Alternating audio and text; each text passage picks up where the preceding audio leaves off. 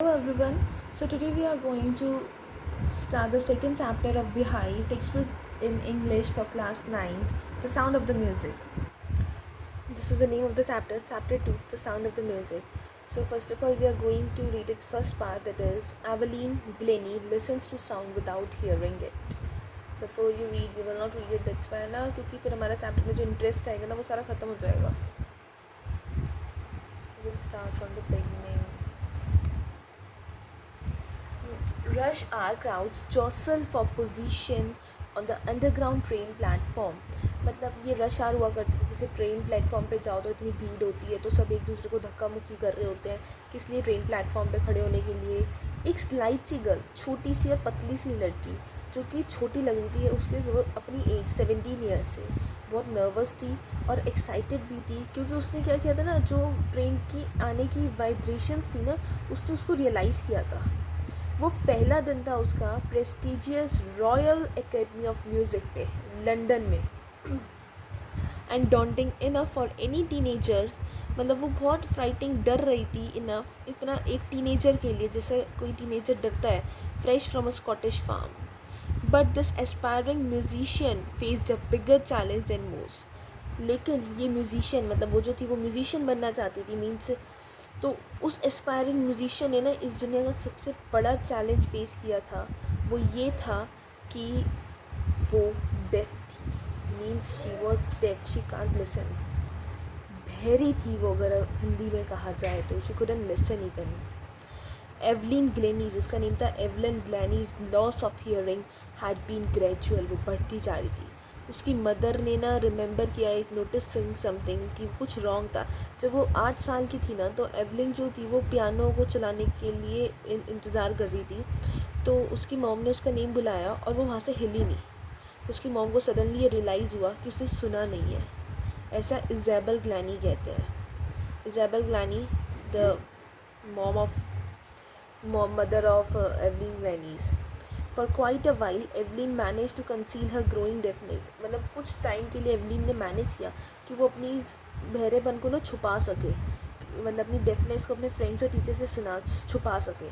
But by the time she was 11, जैसे जैसे मतलब जब वो 11 ईयर्स की हुई तो हर मार्क्स हैड डेट्रियोरेटेड.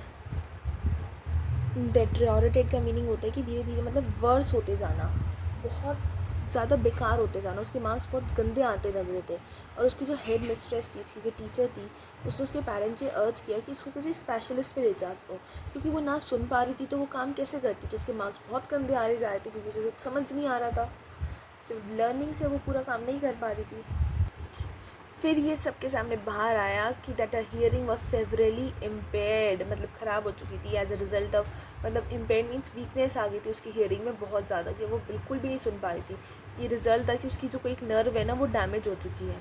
उनको एडवाइस किया था कि इसको ना एक हियरिंग एड्स लगाए जाएँ और इसको एक स्कूल में भेजा जाए जो कि मेनली डेफ्स के लिए ही बनता है. एवरीथिंग सडनली लुक ब्लैक, मतलब हर चीज़ उसके लिए सिर्फ एकदम, ये चीज़ सब कुछ उसके लिए ब्लैक हो गया था. एवलिन ने कहा, लेकिन एवलिन ने अभी भी हार नहीं मानी थी. शी वॉज डिटरमाइंड, वो डिटरमाइंड थी कि लीड अ नॉर्मल लाइफ, एक नॉर्मल ज़िंदगी जीने के लिए, और उसने अपना इंटरेस्ट म्यूज़िक में जारी रखा. वन डे, एक दिन क्या हुआ, उसे नोटिस किया कि एक गर्ल जो है ना वो साइक्लोफोन प्ले कर रही है. What is this, let me show its image.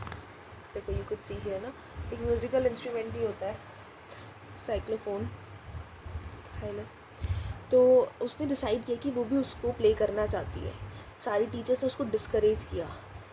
But परसुसनिस्ट, परसुसनिस्ट क्या होता है, एक पर्सन जो होता है जो कि ड्रम तबला वगैरह प्ले करता है.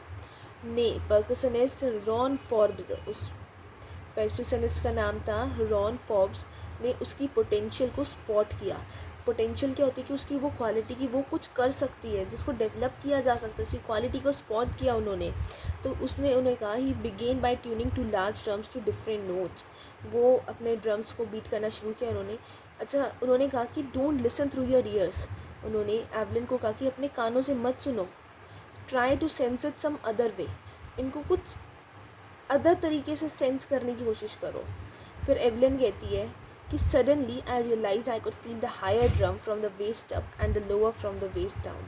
कि मैंने ना एकदम से हायर ड्रम, जो तेज़ आवाज़ वाली ड्रम की वो मैंने ऊपर वाली बेस से रियलाइज़ करना है, जैसे कि आपको कुछ फीलिंग्स ही आती है वैसी फीलिंग्स से उसने रियलाइज़ किया है, और lower one from the base down.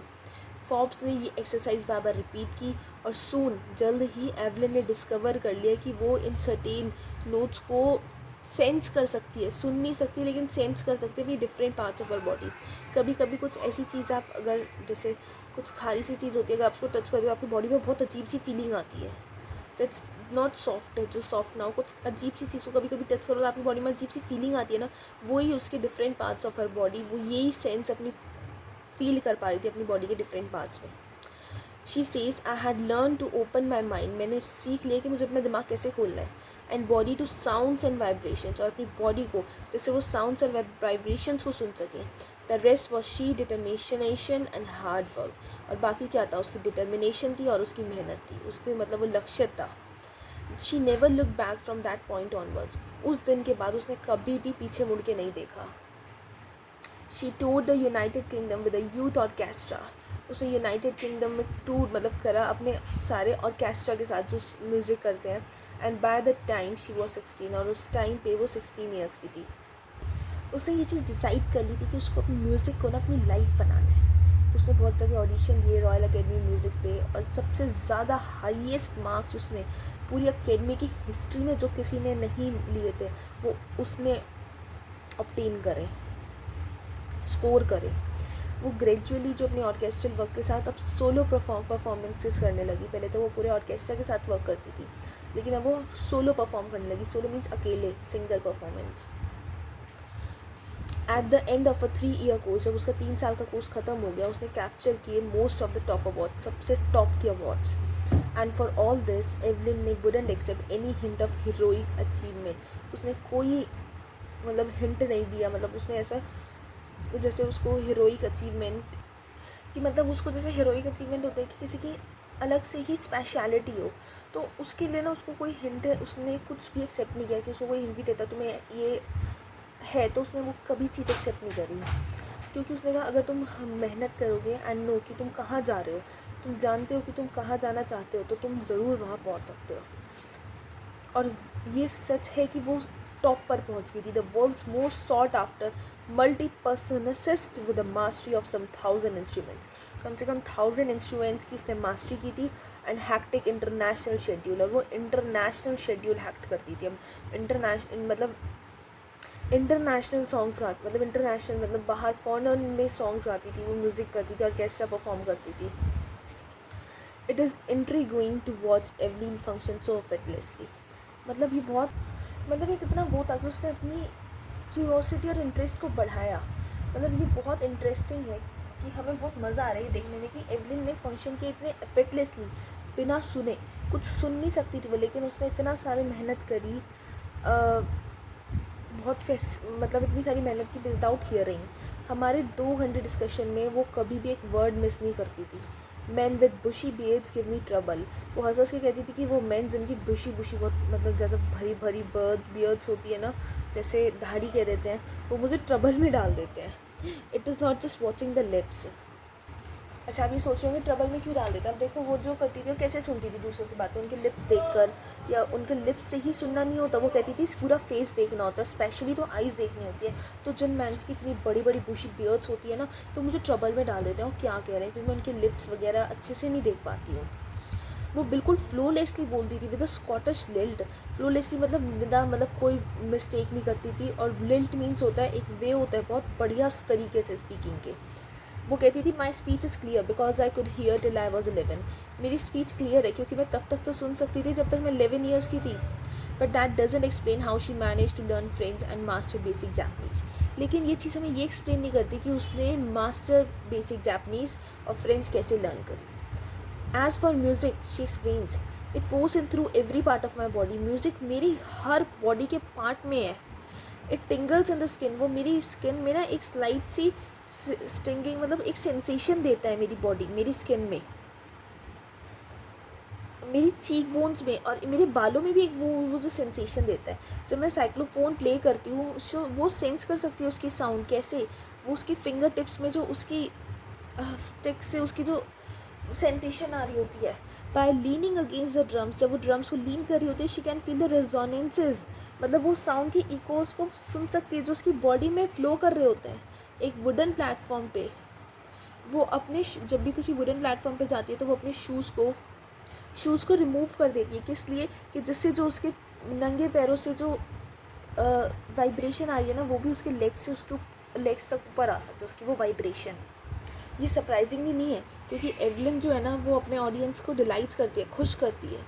1991 में जब उसको प्रेजेंट किया गया था royal Philharmonic societies prestigious college of the year award से, तो मास्टर परकॉर्निस्ट जेम्स ब्लेज कहते हैं कि गॉड ने इसकी हियरिंग ले ली है इससे, मतलब इसको जो सुनाई नहीं देता, इसकी हियरिंग पावर इससे छीन ली है, लेकिन उन्होंने इसको कुछ एक्स्ट्रा ऑर्डिनरी दिया है, क्योंकि जो हम सुनते हैं ना वो ये फील करती है, और far more deeply than any of us. हम इतना डीपली उस बात को नहीं सुनते जितना ये डीपली गहराई में जाकर उस बात को ये फील करती है। That is why she expresses music so beautifully. यही वो बात है जिस वजह से ये म्यूज़िक को इतना अच्छा, इतना सुंदर एक्सप्रेस करती है। एवलिन कन्फेस करती है कि that is something of a workaholic. Workaholic क्या होता है? एक पर्सन होता है जो कि मतलब ये डिफ़िकल्ट समझता है कि उसको काम करना कभी छोड़ना ही नहीं चाहिए, उसको ये डिफ़िकल्ट लगता है काम बंद छोड़ना। तो वो ये कन्फेस करती है, I have just got to work, मुझे सिर्फ काम करना है। Often harder than classical musicians, उनसे भी ज़्यादा, जो कि मतलब क्लासिकल म्यूजिशियंस होते हैं ना, उनसे भी ज़्यादा हार्ड काम करना है। But the rewards are enormous, लेकिन जो उसके रिवॉर्ड्स हैं वो एनॉर्मस हैं, मीन्स काबिल तारीफ़ हैं।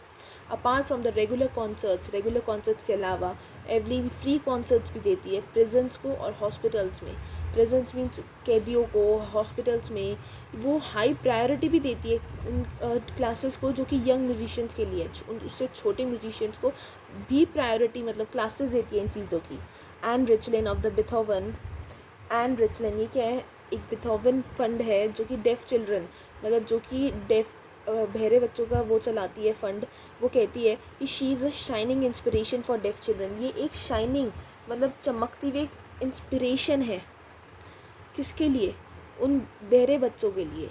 वो देखते हैं ये चीज़, they see that there is nowhere that they can not go. वो चीज़ देखते हैं कि ऐसी कोई जगह नहीं है कि वो कहीं नहीं जा सकते, वो हर जगह जा सकते हैं अगर वो इसकी तरह हिम्मत मारेंगे। Evelyn Glennie has already accomplished more than most people twice her age, मतलब उसने इतने लोगों को पूरा बनाया है, मतलब कंप्लीट करा है उसने, जो उससे एज के डबल है। शी हैज़ ब्रॉट परसिशन, उन्होंने उनकी मतलब उनमें एक परसिशन लाया है, मीन्स उन्होंने उसमें एक परकशन लिया है कि ऑर्केस्ट्रा के सामने, and demonstrated that it can be very moving, और ये डिमॉन्स्ट्रेट किया कि ये आप लोग कर सकते हो। उसने इंस्पिरेशन दी है उन्हें जो कि हैंडीकैप्ड है, जो कि हाथों से काम नहीं कर सकते, जिनके पास कुछ नहीं होती बॉडी पार्ट्स। उन पीपल को वो कहती है, उनकी तरफ देखती है और कहती है if she can do it, अगर वो कर सकती है तो तुम भी कर सकते हो। मतलब वो लोग जो उसकी तरफ देखते हैं ना, वो सब ये बात कहते हैं कि अगर वो लड़की ये काम कर सकती है तो हम भी कर सकते हैं। एंड नॉट द लीस्ट, मतलब ये भी कम नहीं है कि उसने बहुत एनॉर्मस प्लेजर दिया है मिलियंस को, बहुत ज़्यादा खुशी दी है मिलियंस लोगों को। पूरी दुनिया में इतने लोग हैं, उन मिलियंस को उसने इतनी खुशी दी है जो कि हैंडीकैप्ड हैं, डेफ्ड हैं। And the story is completed with here, and the moral of the story means हम अपने आप जो हमें इसे पढ़ के जो मॉरल मिल रहा है, that is that we should try at a best but never we should cry. Try and try but never cry. उसने हमेशा कोशिश करी लेकिन हार कभी नहीं मानी। The story is written by Deborah Cowley. Thank you.